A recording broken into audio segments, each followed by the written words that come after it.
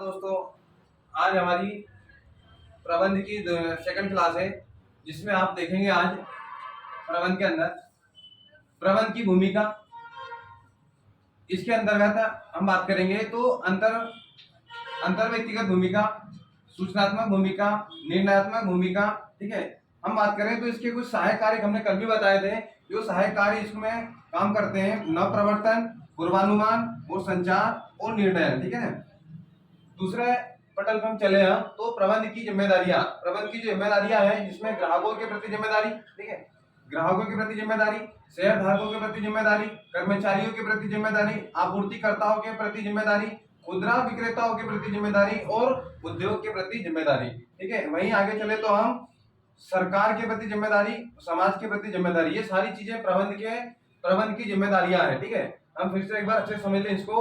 प्रबंध की जिम्मेदारियों की बात करें तो ग्राहकों के प्रति जिम्मेदारी क्या होती है? ग्राहकों के प्रति जिम्मेदारी तो ग्राहकों जितने भी बात करें तो बिजनेस चल रहा है, उसमें जो भी हमारे ग्राहक रहते हैं, ठीक है, तो उन ग्राहकों की प्रति जिम्मेदारी होनी चाहिए, उनको सही माल देना जरूरी है। ठीक है, तो ये हमारा मैनेजमेंट काम का है। ठीक है, सेकंड पर है हमारे शेयर धारकों के प्रति जिम्मेदारी। ठीक है, हमारे जो शेयर धारक है, ठीक है, जिन्होंने कंपनी हमारी स्टार्टिंग से ही, शुरुआत से ही हमें साथ दिया है, ठीक है, उनके प्रति जिम्मेदारी होनी चाहिए प्रबंध की। कर्मचारियों के प्रति जिम्मेदारी, हमारे जो भी कर्मचारी कंपनियों के द्वारा काम कर रहे हैं, ठीक है, उनके प्रति पूरी जिम्मेदारियां होना आवश्यक है।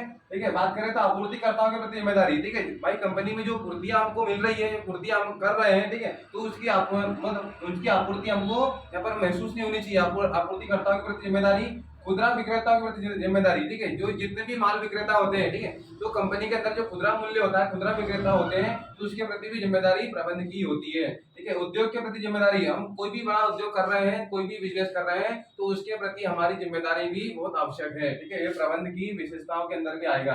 ठीक है, बात करें तो सरकार के प्रति जिम्मेदारी। ठीक है, सरकार के प्रति जिम्मेदारी भी होना जरूरी है। आप लाखों करोड़ों रुपए कमा रहे कोई बिजनेस है, तो सरकार को भी आपको देना पड़ेगा टैक्स के रूप में। ठीक है, वही बात करें तो सरकार का इसका ब्यौरा आपको देना पड़ेगा। ठीक है, सरकार के प्रति आपकी जिम्मेदारी होना जरूरी है मैनेजमेंट में। ठीक है, समाज के प्रति उत्तरदायी, समाज के प्रति बात करें तो जिम्मेदारियां क्यों होती है? क्योंकि हम कोई भी बिजनेस करते हैं तो किसके लिए करते हैं? स्वयं के लिए करते हैं, पर स्वयं के साथ साथ एक समाज को बढ़ावा देने के लिए भी हमको इसका काम करना पड़ता है। ठीक है, हम बात करें तो सहायक कार्य में सारे काम आते हैं, नव प्रवर्तन, पूर्वानुमान, ठीक है, निर्णयन और संचार। ठीक है, हम बात करें तो संचार इसमें काम आएगा पूरा।